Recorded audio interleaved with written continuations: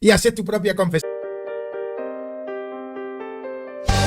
Me cansé de estar dando tantas vueltas, de preguntas sin respuestas, de no creerle a él.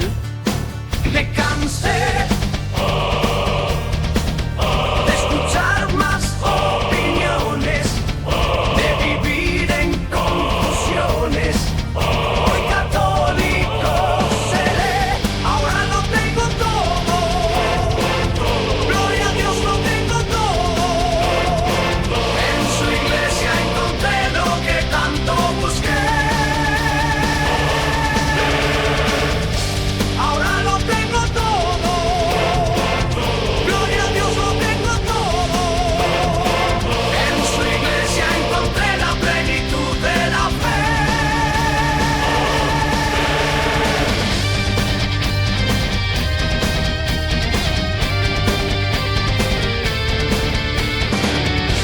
Ahora lo tengo todo. Gloria a Dios, lo tengo todo. En su iglesia encontré lo que tanto busqué. Ahora lo tengo todo. Gloria a Dios, lo tengo todo.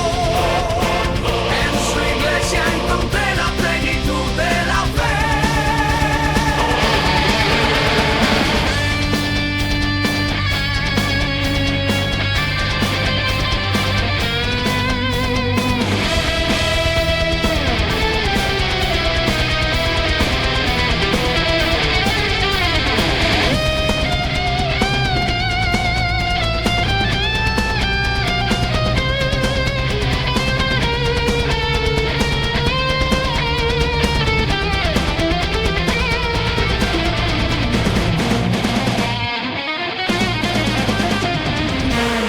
Ahora lo tengo todo.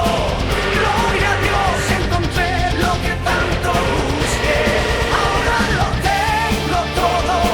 Gloria a Dios, lo tengo todo. En su iglesia encontré la plenitud de la fe, la plenitud de la fe.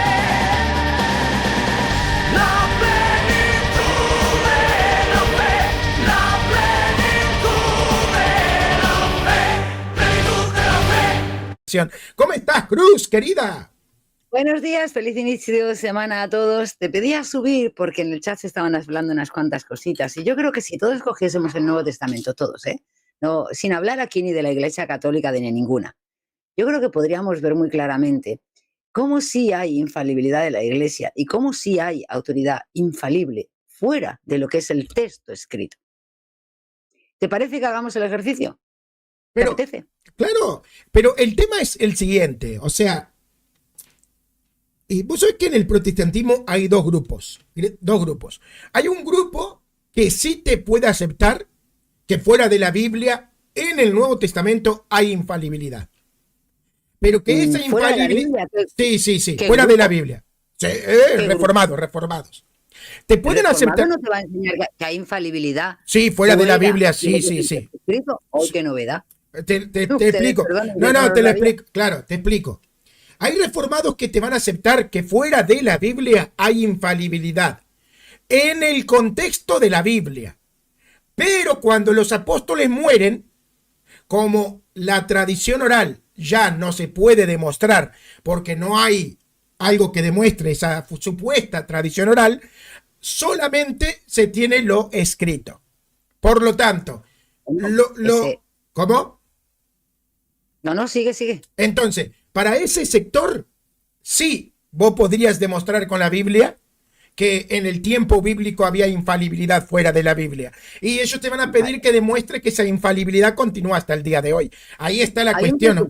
Hay un presupuesto falso, ¿no? Porque si todas las enseñanzas de la Biblia son válidas para el día de hoy, y en la Biblia no encontramos que en ningún instante nos digan, ni siquiera de lejos, que eso va a dejar de estar, si además entendemos que si se piensa que eso va a dejar de estar, nosotros estamos contraviniendo una serie de promesas y de declaraciones del propio Jesús, del propio Cristo, pues nos encontramos con problemas. O sea, por decir, yo puedo decir que la Tierra es plana. A ver si me entiendes. Yo puedo decirlo. Si luego además fuera de la Biblia lo que encontramos son los testimonios de que eso continúa, o sea, son un poquito afirmaciones gratuitas, ¿no? Que parten desde el inmanentismo y desde el escepticismo propio de sencillamente decir que es que yo quiero decidir, que yo quiero saber o yo me quiero enfrentar, es que yo tengo que validar. ¿Dónde tú ves en la Biblia que un solo discípulo valide nada? ¿No? Y a eso le llaman luego suicidio intelectual, ¿no? El suicidio intelectual es querer hacer lo que se quiere, porque ahí es cuando uno se revela contra Dios y no realmente lo que Dios te está enseñando a través de las Escrituras. No, totalmente, totalmente. Por eso ahí está el problema. Cualquiera de los dos sectores tienen que enfrentar sus propios problemas. ¿Entendés? Pero A mí me parece... ¿Te parece que hablemos un poquito de cómo en la Biblia se ve un poquito esa infalibilidad? ¿Te parece? Claro, claro, Lo digo claro. nada más por Alejandra, que la veo ahí. Bueno, estoy también viendo ahí a un tal Breaking Limits y eso. Y Dale, yo creo dale. que hay que pararse, todos tenemos que pararnos a razonar. Y que conste que lo que voy a hablar aquí no me importa si después, el tema de después de averiguar quién es esa iglesia, todo eso vendrá después. Ahora hablamos nada más que el tema de la iglesia, ¿de acuerdo? Dale, perfecto. Vale. Primero, nadie puede decirnos en la Biblia que lo que se está mostrando en el Nuevo Testamento es una iglesia invisible. Eso es falso.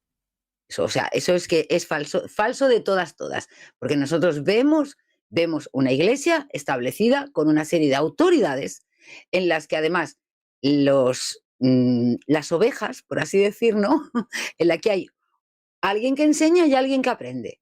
Es así igual también en el Antiguo Testamento, tampoco vayamos a llevarnos la locura, ¿vale? Veremos alguien que enseña y alguien que aprende.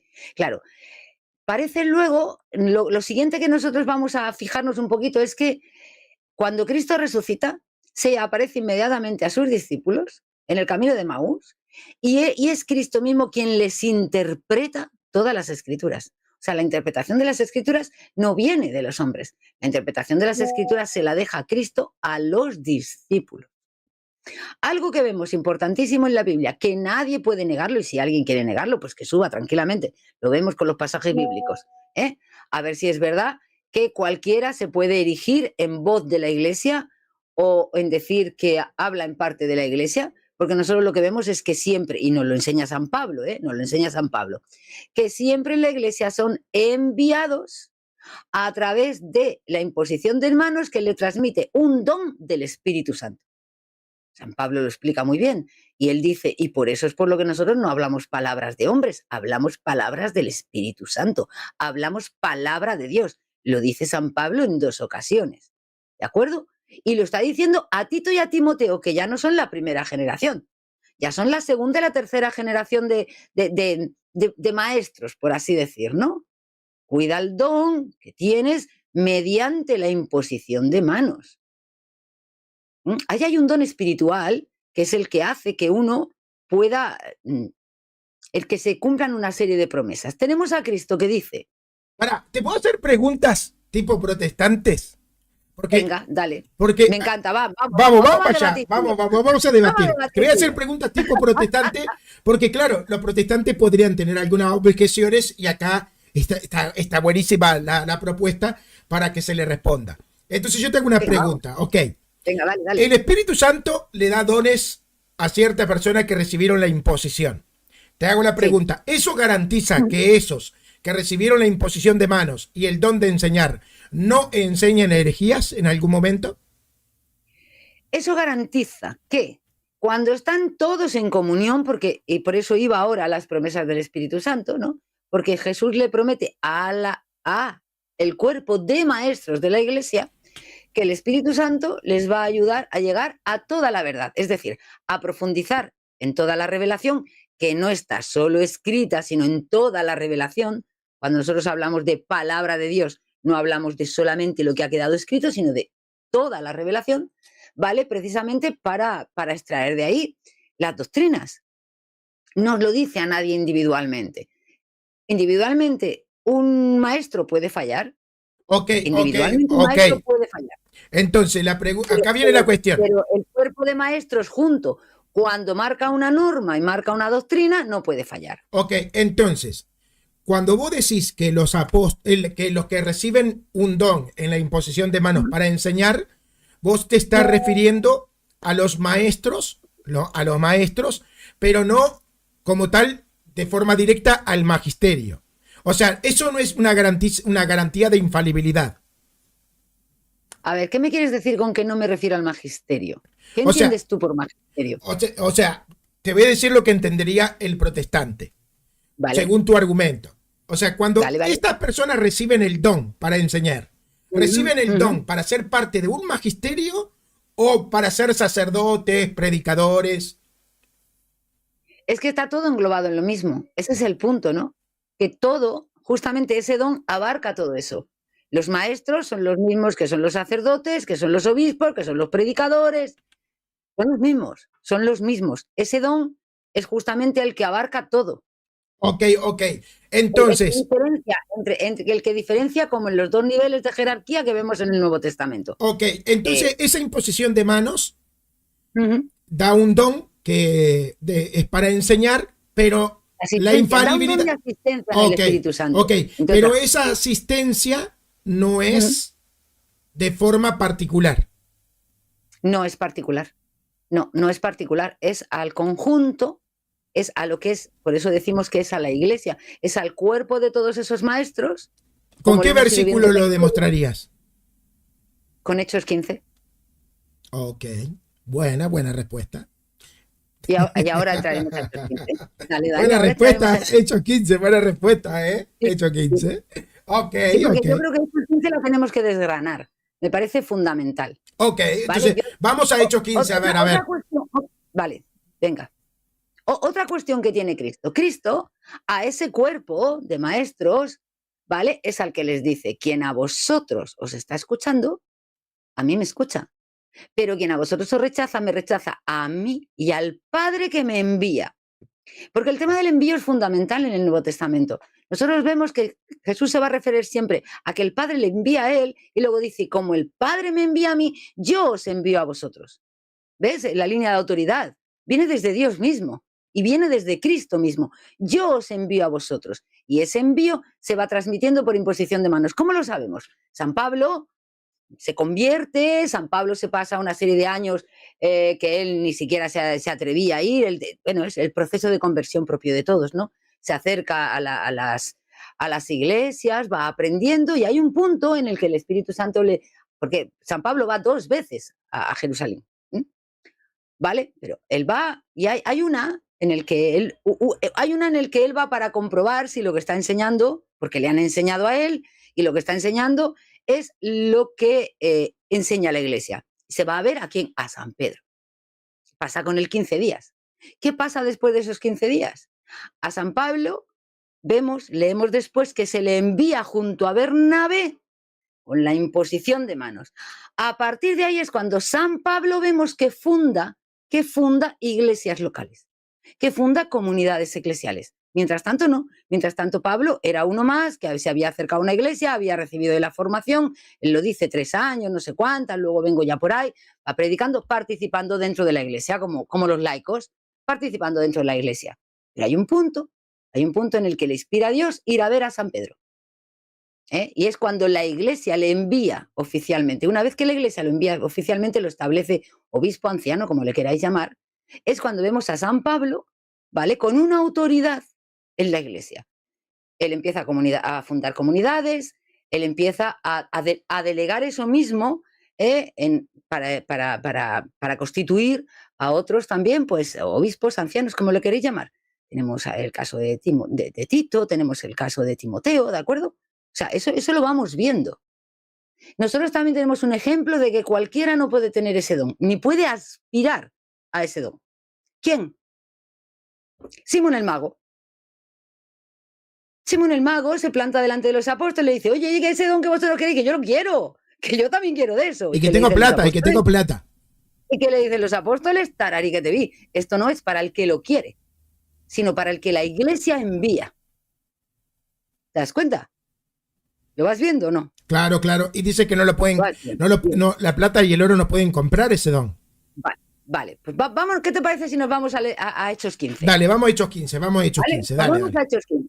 Vamos a ver, y ya os lo digo, no penséis ni en Pedro, ni en no Pedro, ni Iglesia Católica, ni no. Hechos 15. Bueno, y partamos de una cuestión también, y muy importante, muy importante.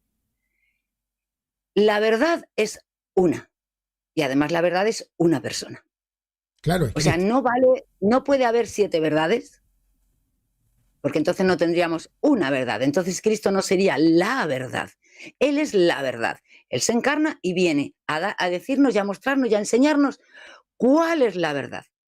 Y a dejar una serie de delegados, podríamos decir, de enviados, para que le sigan enseñando al mundo, hasta la última de las generaciones antes de que él venga, cuál es la verdad. Por eso se habla de la Iglesia también como luz en el mundo, ¿no? Vale. Luz frente a las Pero tinieblas. escuchá, pero hay luces blancas, luces rojas, luz amarilla, luz azul, la diversidad. Pero luego Cristo solo hay uno. Pero lo que quiero decir con esto, que hay que hacer mucho hincapié en que la verdad es una y es absoluta. Amén. Es decir, no valen medias verdades. La verdad no puede ser aquí y ahora un poquito por aquí o un poquito por aquí, o da un poquito igual esto, da un poquito igual lo otro. No, no, no. La verdad es una y es absoluta. Es Cristo. Punto final. ¿Bien? Vale. Una vez dicho eso, vámonos al Concilio de Jerusalén. ¿Vale? Nos vamos al Concilio de Jerusalén. ¿Qué vemos? Vemos ese cuerpo de ancianos, ese cuerpo de enviados, ¿no? Vemos un conjunto de ancianos con una parte de los apóstoles, que se encuentran allí con un problema. ¿Qué pasa aquí? Porque tenemos a una serie de judíos que se han convertido al cristianismo, pero que nos están diciendo, oye, que para eso hay que seguir toda la ley de Moisés, bueno, todo ese rollo, ya lo conocemos. Pero aquí lo que importa es que tenemos un cuerpo de autoridad de la Iglesia, ¿vale? Y vamos a tener el Antiguo Testamento, que es lo que eran las Sagradas Escrituras hasta entonces, ¿no? Entonces, ¿qué vemos que hace el Concilio de Jerusalén? El Concilio de Jerusalén se refiere al Antiguo Testamento y luego vemos que añade cosas que no son del Antiguo Testamento. Es decir, San Pedro se pone de pie y cuenta las experiencias que él tuvo. Cuenta que fue Dios quien le envió A los gentiles. a bautizar a Cornelio y a ingresar a los gentiles. Y cuenta que fue Dios también que por revelación con un sueño le mostró que los alimentos dejaban de ser impuros. Y entonces, ¿qué hace ese cuerpo de autoridades? Ese cuerpo de maestros, ojo, que nos dice en el mismo Hechos 15 que está el Espíritu Santo con ellos, ¿eh? Cuidado, está el Espíritu Santo con ellos. A ese cuerpo de maestros cogen y ¿qué van a hacer? Van a interpretar. Ellos cogen, junto con lo que ha dicho San Pablo, con lo que ha dicho también San Pedro, lo que tienen escrito, y fíjate porque esto es importantísimo. Ellos llegan a una conclusión que si nosotros lo vemos desde fuera, decimos, estas personas están negando la palabra de Dios. Van en contra frontalmente de la palabra de Dios. ¿Por qué? Porque Dios había instituido la circuncisión. Mandato de Dios. Y de allí nos sale una resolución que dice, no, la circuncisión, no, ahora el bautismo. Porque tenemos las leyes de alimentación y todo eso. Y dice, no, esas ya no se guardan. Y San Pablo nos va a decir después, no os preocupéis de guardar tampoco ni las lunas llenas, ni las fiestas. De hecho, resucita Cristo, se deja de guardar el sábado y se guarda el domingo. Entonces, ¿qué vemos ahí? Nosotros vemos la autoridad del texto escrito, ¿vale? Y la autoridad de una iglesia interpretando, con base, lógicamente, con las raíces en ese texto, pero interpretando para dar respuesta a unas circunstancias actuales. Y resulta que lo que sale de esa iglesia se enfrenta así, ¡chum! O sea, cualquier judío podría decirles, oye, vais contra la escritura. Objetivamente se va contra la escritura.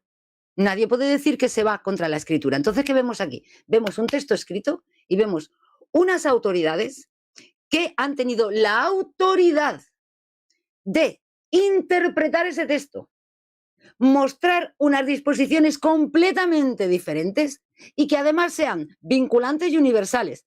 Tanto es así que en 2025 seguimos teniendo Sí, pero Cruz, eran apóstoles. Y vos hoy no tenés eso. No eran solo apóstoles. Lee bien Hechos 15. A ver. Ancianos. Pero esos ancianos no eran los apóstoles. Había ancianos, perdona. Lee Hechos 15. No sé, a ver. Pero los apóstoles no eran los ancianos. Yo soy protestante, yo te estoy haciendo preguntas protestantes. Ah, ya, yo te digo que vayas a Hechos 15 a ver si solamente estaban los apóstoles o estaban Bueno, también los vamos, ancianos. vamos a leer allá, a ver. Pero los ancianos no eran los apóstoles Eso es muy también. importante porque ahí es donde vemos que la autoridad de ese cuerpo de maestros no está para ir en contra de las escrituras, pero tampoco está sometida a la palabra escrita, en el sentido de que no está sometida a la literalidad de la palabra, sino a interpretar el sentido. El sentido era que la circuncisión era para entrar a formar parte del pueblo de Dios, del Antiguo Testamento. Ahora el pueblo de Dios es la iglesia. Ok, mira, Entonces ahora te la iglesia te leo, te leo. entra con el bautismo. Dime. Mira que yo soy protestante sesgado. Así que Ya lo sabemos. cuesta. Dice acá, y se reunieron los apóstoles y los ancianos. Tenés razón. Ah, ¿lo ves? Pero pero yo sigo encontrando patas al gato. Sí, sí, sí, Yo le continúa, encontré la continúa. quinta pata al gato. Pero Venga, vale, esos la ancianos, ok, esos ancianos no son validados porque están los apóstoles presentes.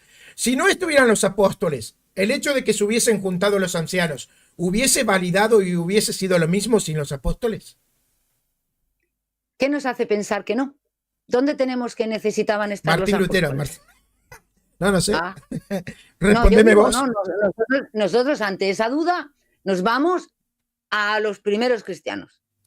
Son nuestra guía, o sea, nosotros no ahora en el siglo XXI no sabemos nada, nos vamos a los primeros cristianos. ¿Y qué es lo que vemos?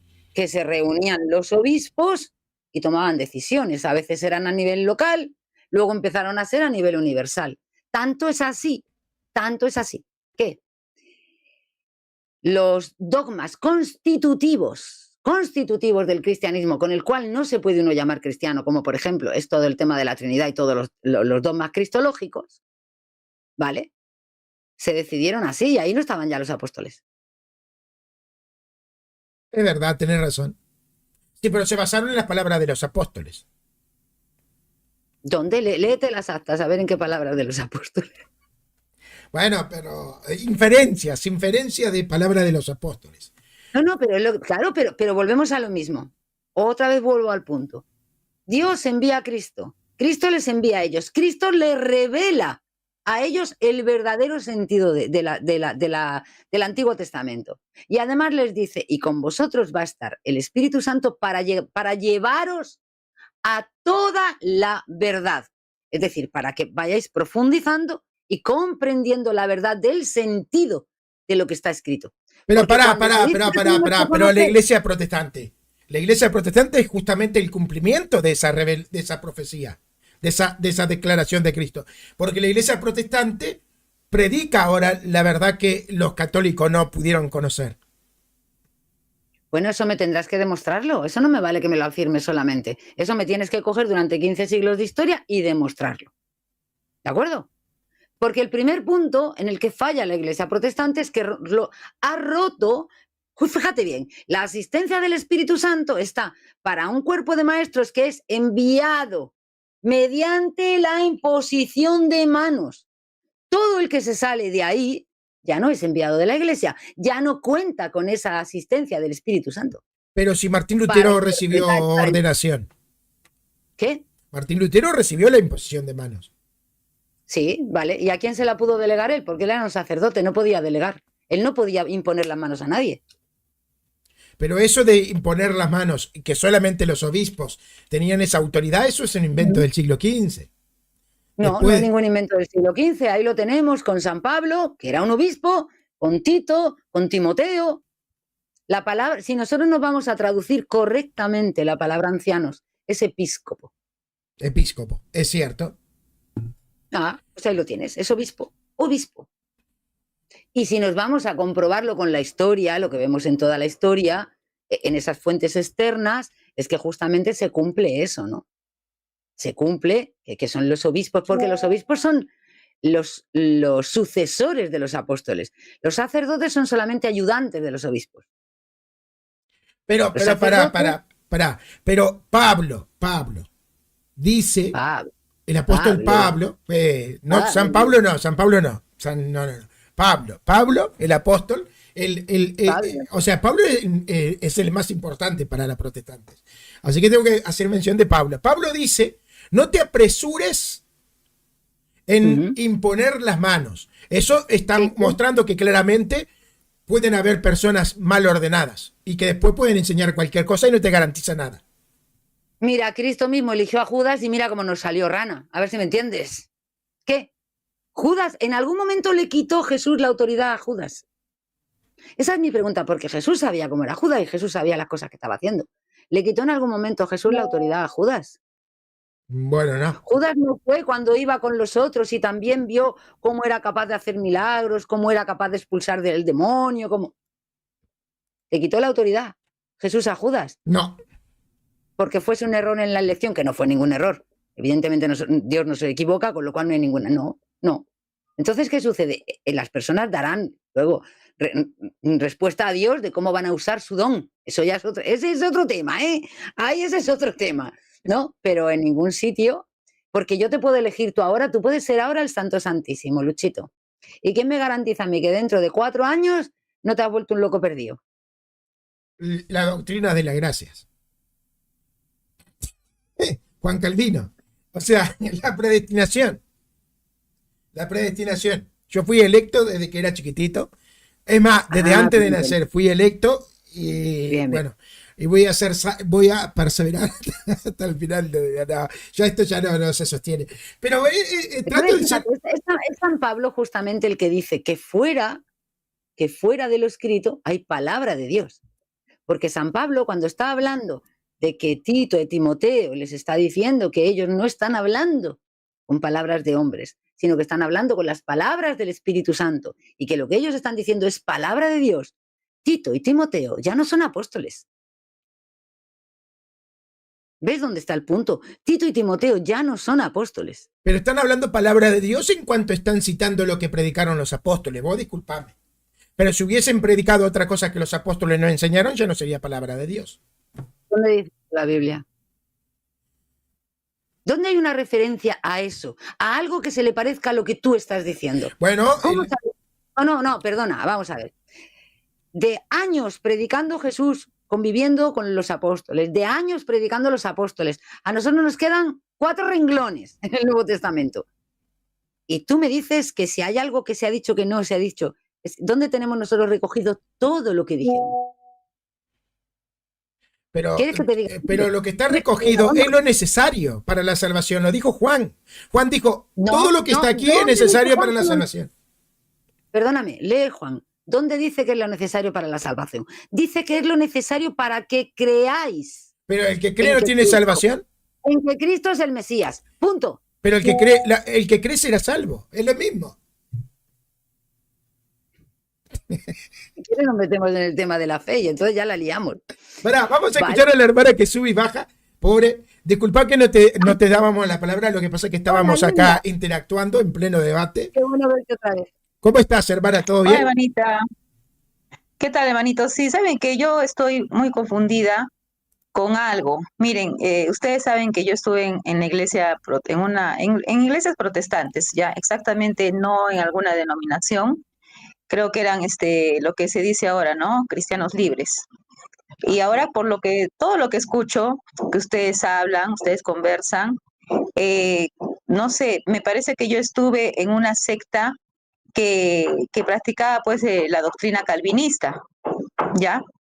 Entonces, yo te escuché, hermana Cruz, cuando hablabas con el hermano Alberto Madariaga, que hay una diferencia, ¿no? En lo que creemos en cuanto a la justificación.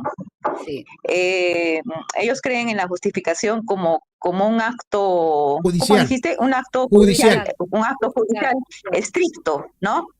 Imagino que basado en esa cita bíblica de Colosenses, que dice que el acta de decretos que estaba contra nosotros fue clavada en la cruz, ¿no? Un acta de decretos. Entonces, acá acabo de leer la cita bíblica. A ver, un momentito ya, hermanos, porque de verdad estoy muy confundida con esto. Dice...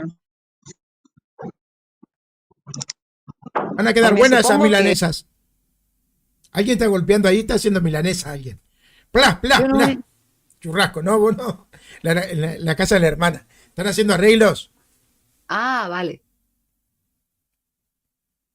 Se congeló. ¿Estás congelado?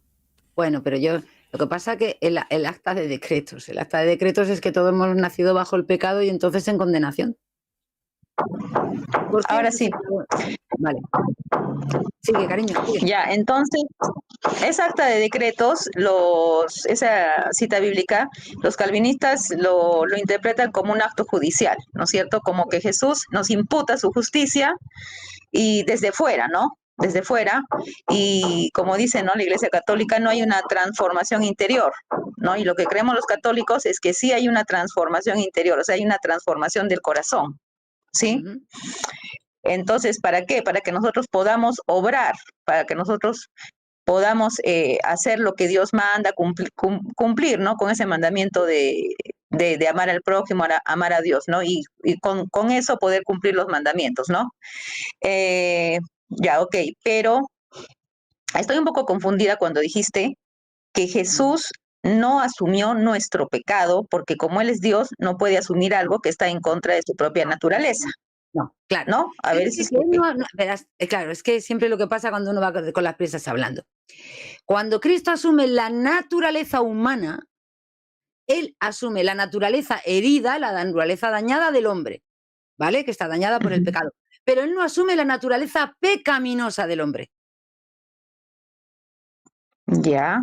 ¿De acuerdo? Entonces, cuando dice... La naturaleza Ya, herida sí, y dañada, nosotros la tenemos como consecuencia del pecado. Nosotros morimos, acuérdate, por el pecado entró la muerte en el mundo, la enfermedad y el sufrimiento.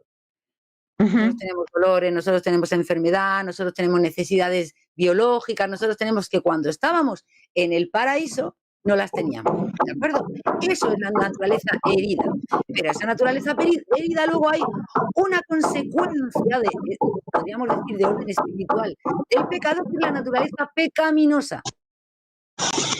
Ya. El pecado Ahora, original. una cosita, ¿y qué significa entonces o cómo interpreta nuestra Iglesia Católica el hecho de que Jesús cargó con nuestros pecados, ¿no? Porque dice que Dios puso en él los pecados, ¿no? No dice, bueno, ¿O no? no creo que No, diga no sé, pero claro, a ver, lo que hace Jesús, algo así. puesto que ofrece su vida, ¿vale? En una ofrenda de propiciación. Nosotros, ¿qué hacemos muchas veces con nuestros errores, nuestros sufrimientos, nuestros pecados? Los ponemos al pie de Dios para que Él los transforme y los glorifique, ¿no? Jesús cargó consigo, es lo que Él dice, cargó en Él los pecados del mundo, para en ese sacrificio ofrecerlos ante Dios, ¿vale? Que esos pecados, que el pecado del mundo pudiese ya ser, en cierta medida, destruido. ¿Bien? Ya, es como cuando los sacerdotes levitas imponían las manos sobre el cabrito, el cordero. Que se tiraba por ahí al barranco, bueno, pues toda esa... Porque claro, Jesús asume todos los tipos de sacrificios, están asumidos en el sacrificio de Cristo de una manera o de otra, ¿no? Ese sacrificio expiatorio, ¿vale? Que hay parte en el sacrificio, uno es propiciatorio, otro es expiatorio, ¿vale? Entonces ahí Dios lo destruye. ¿Qué es lo que destruye Dios del pecado? ¿Cuál era la consecuencia del pecado? La muerte. La muerte. Cristo resucita y nos gana la resurrección para todos nosotros. La muerte.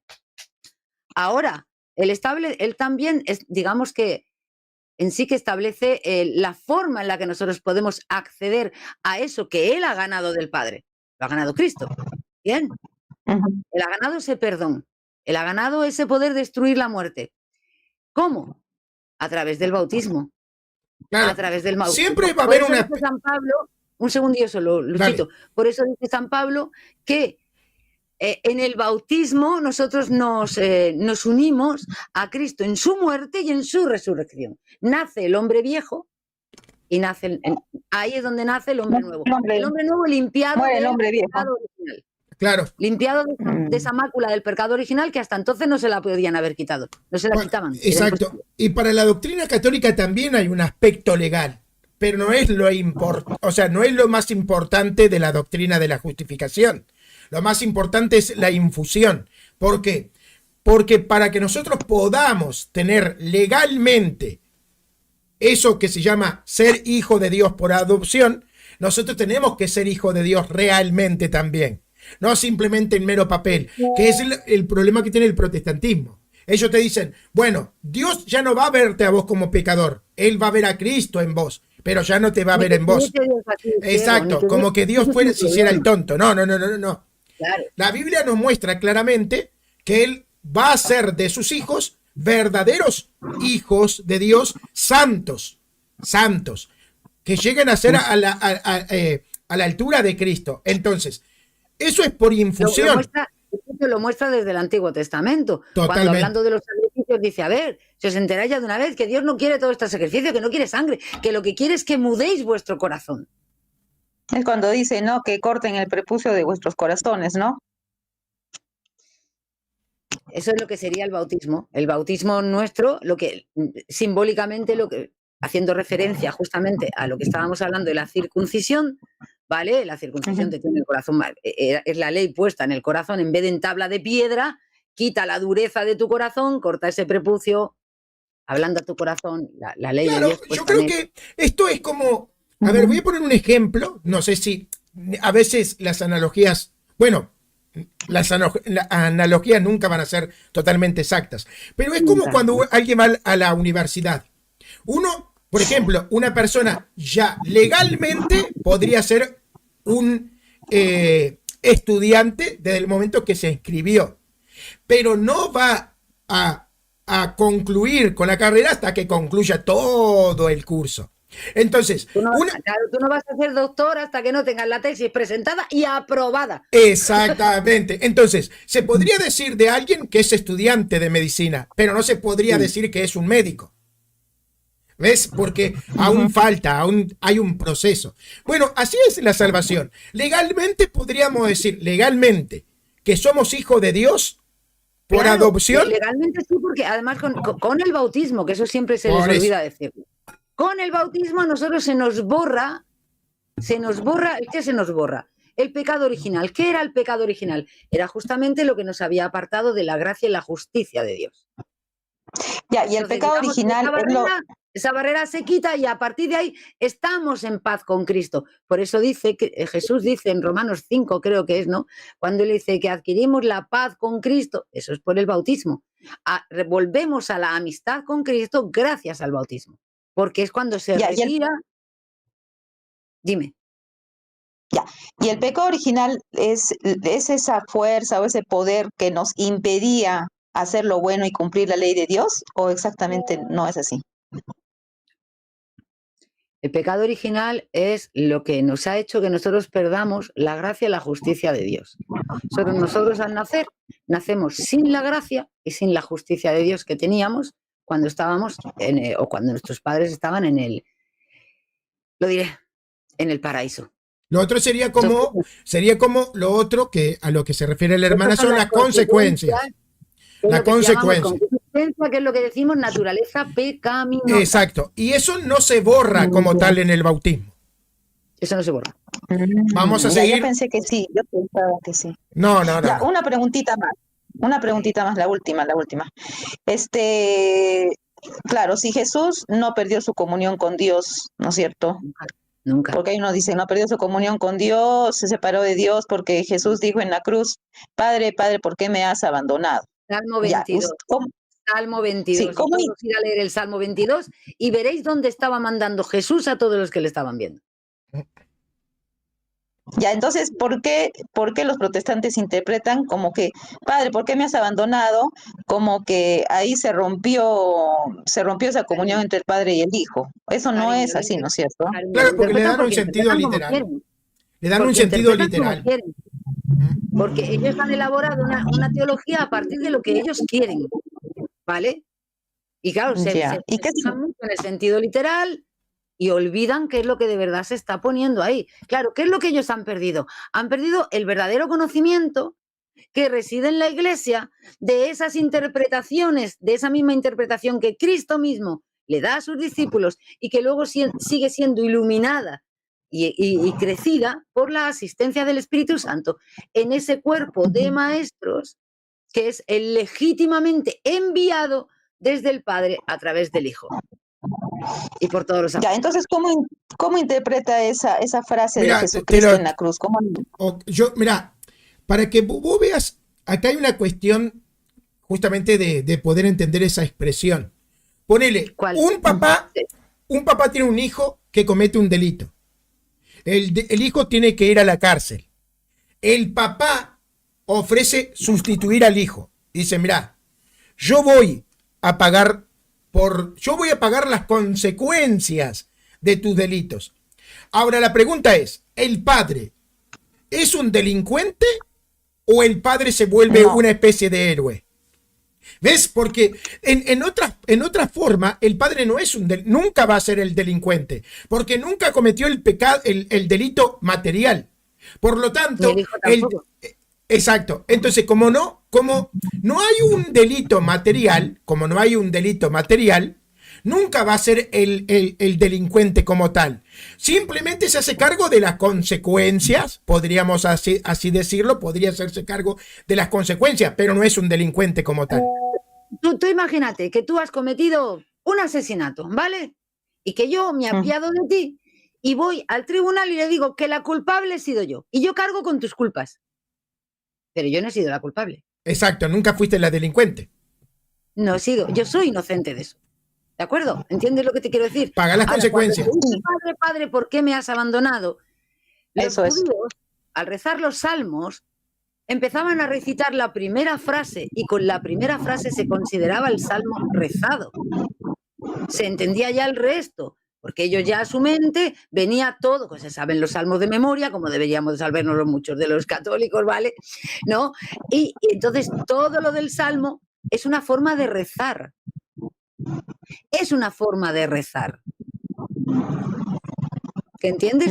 Pero no fíjate lo no que entiendo son- por qué Jesús, es que no entiendo por qué Jesús justamente dice eso, ese salmo, Por eso ¿no? te he dicho, lee el No. Salmo 22. Ah, Cuando tú lo leas, ya, bueno, vas a entender, porque es un salmo mesiánico. Cuando tú vayas ya, y ya, leas, ya, ya. empiezas a leer lo que está ahí, Jesús te está enviando, te está diciendo narices, me está diciendo que Él es el Mesías. ¿Entiendes? Ah, ok. Es un salmo que además Ya, era no es, considerado mesiánico en todos los tiempos del Antiguo Testamento. Es un salmo mesiánico. Por eso se dice entonces para entender, el Salmo 22. esa Porque además frase, es un salmo, tengo es que un leer salmo todo en el el que, salmo. escucha, hermana, es un salmo en el que el salmista, la persona que reza, ¿no? Se encuentra como muy afligida, como muy separada de Dios, como muy tal, y sin embargo, en el salmo reconoce que Dios le da la fuerza, que Dios le da esto, que tal, y al final termina glorificando a Dios. O sea, es el salmo perfecto para la muerte y resurrección de Cristo. Claro, porque es una frase que parte de la fragilidad que siente el humano cuando se encuentra en los momentos más duros de la vida. O sea, es un tema, ¿qué pasa? En la percepción, el cristiano en el momento de la lucha, de la angustia, puede sentirse abandonado, ¿no? Y vos podés decir, oh Dios, ¿por qué me has abandonado? Pero incluso si vos llegás a hacer una reflexión profunda, vos decís, no, en realidad no me abandonó. ¿Por qué? Porque si me hubiese abandonado, yo hubiese negado a Dios. Pero a pesar de yo sentirme abandonado, no he negado a Dios. Por ende, Dios nunca me abandonó. Porque si yo no hubiese tenido la fuerza de Dios, yo no hubiese podido mantenerme firme en esa lucha. ¿Ves? Entonces es una expresión muy judía. Luego una mala Ya, y es un ejemplo. Perdona un segundo, una mala interpretación que hacen también mucho los protestantes, ¿no? Es que Jesús experimentó el dolor, el sufrimiento. Bajo la carga de esos pecados, Él también llegó a experimentar, como cualquier pecador, que se siente el pecador, no es que esté lejos de Dios, pero se siente lejos de Dios, ¿vale? Y se siente un bichejo, una hormiguita. Y necesita Ya. recurrir a Dios. Y eso es lo que está haciendo Él. Porque claro, Él experimenta. Claro que sí, la persona de Jesús experimenta el sufrimiento, el dolor, la carga que Él había puesto sobre sí mismo de los pecados de los demás sin ser el pecador y siendo Él absolutamente inocente. Claro, porque Él sufrió de verdad, o sea, porque acá es donde viene viene eso que parece paradójico, ¿no? ¿Cómo es que si Jesús era verdaderamente Dios, sintió verdaderamente dolor? Miren que Porque era también Jesús, verdaderamente humano. exacto, él sintió agonía, lágrimas claro. como de sangre. De hecho, la sangre que salía de su cuerpo, de los ojos y todas esas cuestiones, era por el estrés que estaba sufriendo, ¿eh? Bueno, ya una vez en la cruz, ¿qué quieres que te diga? De todas formas, estaba el pobrecito mío tan dañado. O sea, no, tener en cuenta una cosa, no había más de 2 centímetros en la piel de nuestro Señor Jesucristo que no tuviese un latigazo, no tuviese una herida de un latigazo. O sea, su cuerpo entero estaba en carne viva, ¿eh? Cuidado con eso. Exactamente. Sí, Pero, sí, pero Dios nunca lo abandonó. Porque vos date Que lo cuenta, abandonó. claro, primero no lo puede abandonar porque Jesús es Dios también. Entonces, bueno, el Claro, Padre, claro. tendríamos que hablar del Padre, ¿no? Específicamente del Padre. Pero, Pero tampoco lo abandona el Espíritu Santo. exacto. ¿Entiendes? Y acá está la otra Claro. cuestión. La prueba de que el Padre siempre estuvo con Cristo es que inmediatamente que Cristo dijo esas palabras, el cielo quedó oscuro. Se vino como la noche. ¿Por qué? Porque Dios mismo estaba demostrando que esto era obra de Dios y que Dios estaba en todo esto. No que estaba lejos o estaba desentendido de lo que estaba pasando. Claro. Y fíjate si no es verdad que hubiese esa ruptura ni nada. Que Jesús dice, Padre, en tus manos encomiendo mi espíritu. Ujú. Claro, hermanos. Y no quiero que, ¿cómo se llama? Por favor, no quisiera que los hermanos católicos que escuchan piensen que yo estoy dudando de mi fe No, católica, ¿no? Mira que Sino son que buenas preguntas, simplemente, son buenas preguntas, son buenas preguntas, ¿eh? claro, Bueno, sino que simplemente esa es la consecuencia, ¿no? Me quiero poner de ejemplo.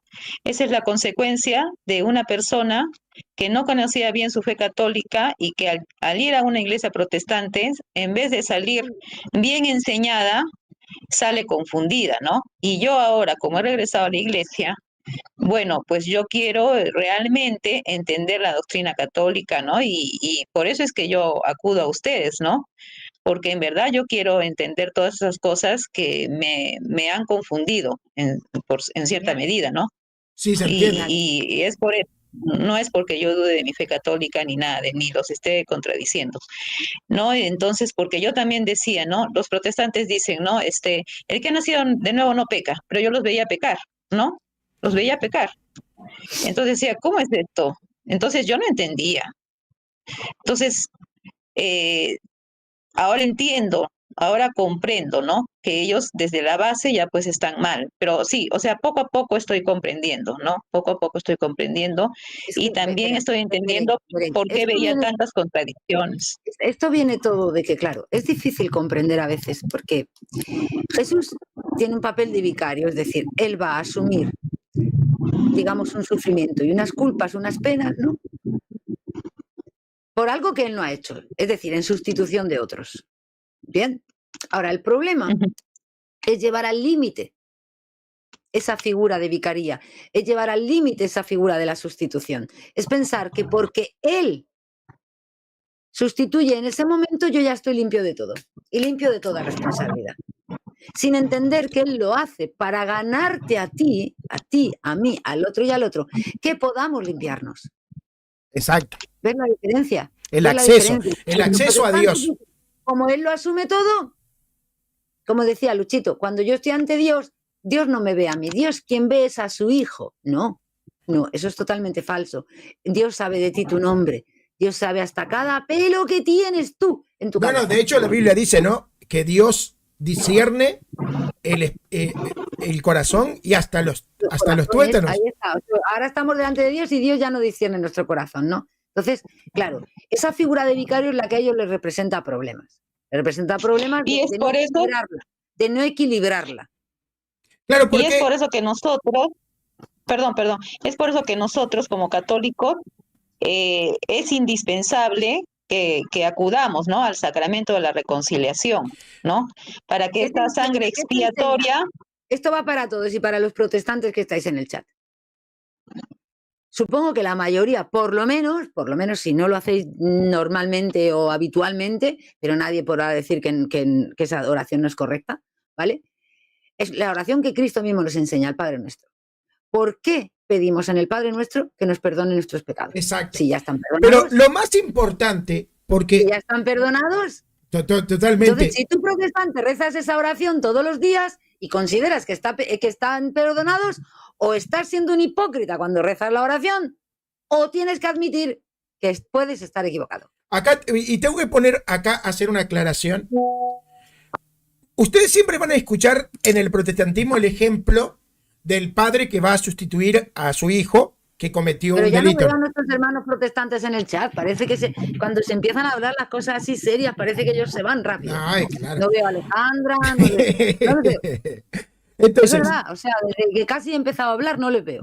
che, Es entonces, una ¿qué es? tristeza. A mí me da tristeza. Y bueno, sí, en cierta forma sí. Che, entonces, ¿qué pasa? El protestante va a decir, hay uno que está delante del tribunal y es culpable. Entonces, viene Cristo y te dice, yo pago por vos tu culpa.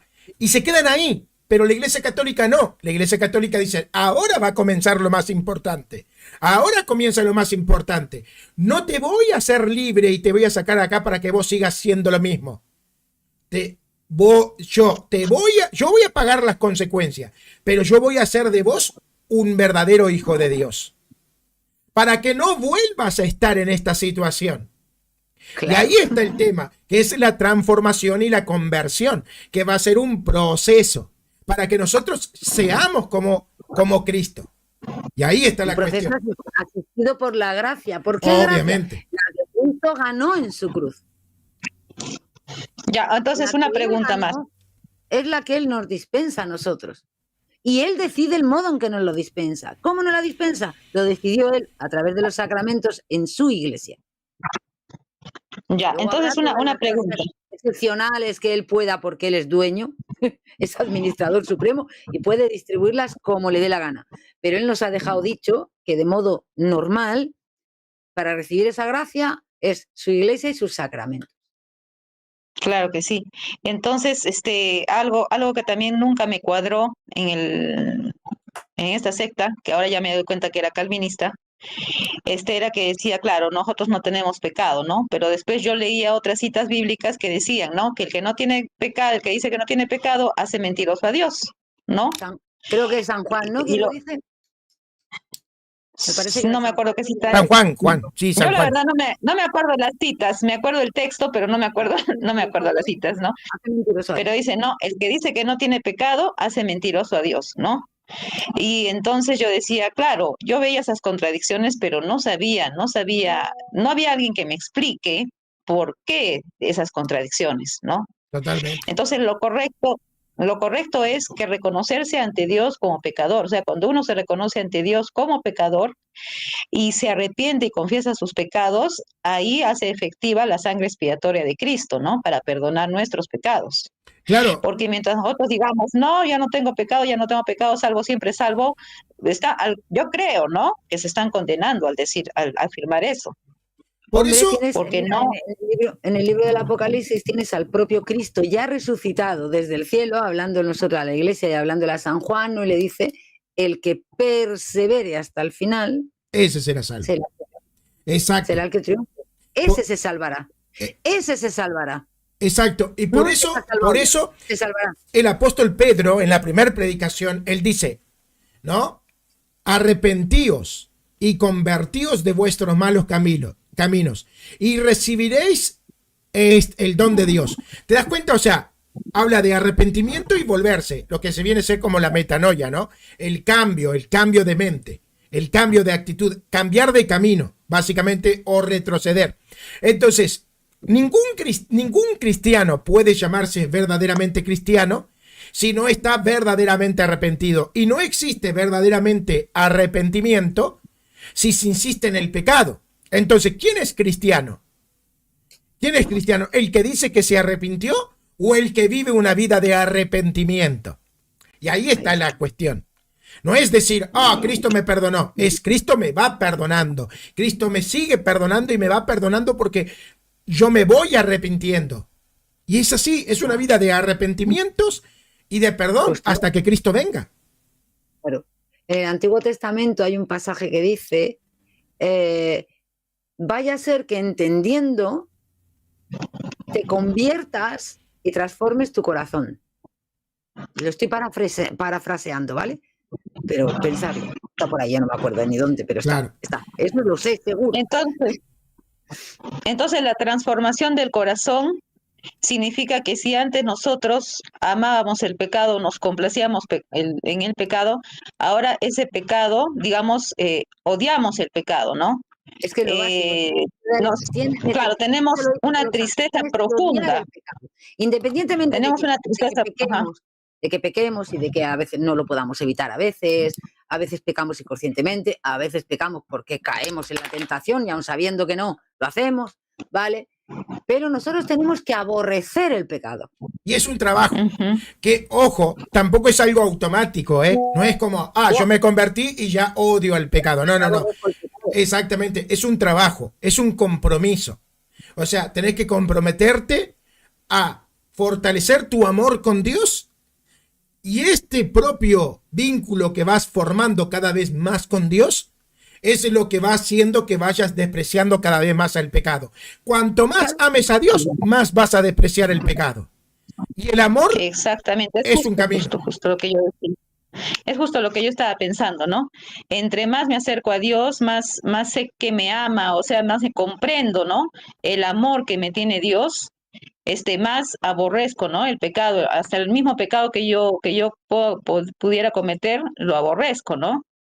Y eso es lo que me lleva pues al verdadero dolor, al dolor del corazón y al arrepentimiento, ¿no? Y me lleva a confesar ese pecado que ofende a Dios, ¿no? A ese ser que tanto me ama, ¿no? Eso es lo que, claro. Totalmente, totalmente. Che, bueno, gurisas, pibas, nos tenemos que ir. Muchachas. Ya no vamos, entonces ya hemos dejado el debate tú y yo. O sea, yo ya me rendí, ya lo ganaste. Ya ganaste el debate, me refutaste con Hechos 15. Ahora, fuera de bromas, me gustaría ver cuando un protestante es capaz de mostrarnos que esa autoridad no es cierta, ¿vale? Que esa autoridad no está ahí, que esa autoridad hay algún leve registro, alguna leve cosa que nos haga pensar que esa autoridad va a llegar un momento en que vaya a cesar, que no son ciertas las palabras de Cristo cuando dice vosotros sois mi voz, porque a quien a vosotros os escucha, a mí me escucha, es decir, vosotros vais a hablar en mi nombre, que eso es lo que está diciendo, vosotros vais a hablar en mi nombre, y quien nos rechaza a vosotros me está rechazando a mí y al Padre que me envió. O sea, hay muchas cosas que a mí me gustaría que nos las pudiesen decir, pero bíblicamente, o sea, sin problema. Y vuelvo a decir, aquí yo no he entrado ni si es en la Iglesia Católica, si no es, si está San Pedro, si está Santiago. No, olvidaos. Aquí es de si la Iglesia tiene esa autoridad de interpretar lo que la palabra escrita, recogida, ¿vale? Y adecuarla sin irse, sin salirse, aunque nos parezca que se está oponiendo. Y tiene que ser infalible, ¿por qué? Porque si este libro está escrito por personas infalibles, ¿no? Al final la infalibilidad viene de Dios, está claro, ¿no? Pero digamos que cuando se dice hay que conocer la intención del autor, pero la intención del autor no es la intención de San Marcos, no es la intención de Salomón, de David escribiendo los salmos, no. ¿Quién es el autor último? El que le da la infalibilidad y el que se asegura de que no haya error. Dios. ¿Cómo puedo yo entonces conocer la interpretación de Dios si no es con la asistencia de Dios mismo a través del Espíritu Santo? Totalmente. Y eso no lo pueden negar los protestantes. De hecho, cuando vos les preguntás, tienen que reconocer que el Espíritu Santo tiene que dar un tipo de asistencia. Pero el tema está en que nosotros en todo el Nuevo Testamento no vemos que se la da a las personas individuales. Exacto. Y a cualquier persona. No, eso no es lo que vemos. No, porque incluso trae más confusión que... Traer doctrina la deja en un cuerpo que además tiene una sucesión por el don del Espíritu Santo que se transmite por la imposición de manos. Totalmente. El tema es cómo se da esa ¿cómo es? Esa garantía, ¿no? Esa voz. ¿Cómo llega a nosotros? Por la sucesión. Es que esa es la garantía. Exacto. Totalmente. Esa es la garantía. Ese es el modo. La sucesión apostólica es la sucesión apostólica, es recordar. Para Cristo la división es lo peor. Por eso se trata de que tienen que estar todos en comunión y juntos. Por eso uno solo por ahí no vale. O una parte que se ha escindido no vale. Ya está, ya no. Sed uno. En esa unidad es en la que trabaja el Espíritu Santo. Totalmente de acuerdo. Bueno, ahora sí nos vamos. Cruz, muchas gracias. Sos una genia, la hermana también. Muchas gracias por el aporte. Muy buena tu experiencia. Yo creo que lo que dijo la hermana toca a muchas personas o que fueron protestantes o que son protestantes. Así que bueno, gracias, hermana. Dios te bendiga, ¿eh? Gracias, hermanitos. Dios les bendiga también. Dios le bendiga. Muchas gracias. Sáquenme del envío porque yo no sé cómo Dale, salir. dale, yo te saco, no te pasa nada. Saludos. No te preocupes. Dale, Bueno, chao. un beso a todos. Que Dios les bendiga, ¿vale? Chao, chao. Ahí está.